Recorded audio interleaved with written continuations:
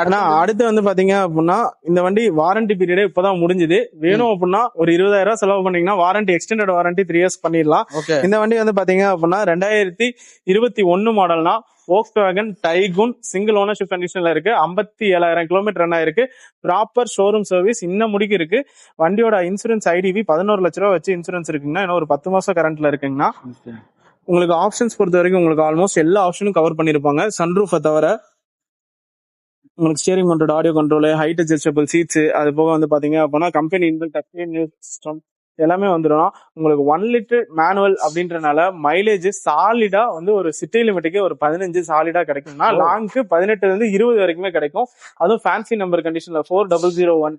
ஆமா, வண்டி white colour, ரொம்ப சூப்பரான ஒரு எஸ்யூவி. அதே மாதிரி குளோபல் என்கேப்ல 5 ஸ்டார் ரேட்டிங் வாங்கின காரணம் இந்த வண்டிக்கு நம்ம கேட்கிற விலை வெறும் 10,68,000 மட்டும்தான் கேட்கிறோம்.